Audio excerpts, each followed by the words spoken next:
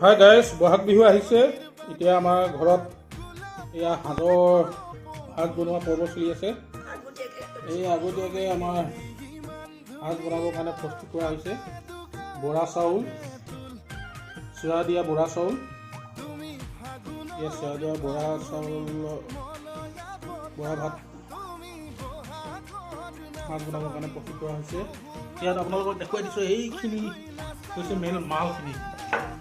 এইখিনি মিহি কৰি লোৱা হৈছে, মানে সাজ বনাবৰ কাৰণে এইটো লাগেই। আৰু বিশেষকৈ সেই গুড়িখিনি হৈছে এই বস্তুটো, এইটো দেখিছেনে? এইটোক কয় সাজৰ পিঠা। আজিকালি আকাৰবিলাক সৰু হৈ গ'ল আৰু চাইজবিলাকো বিভিন্ন ধৰণৰ হ'ল।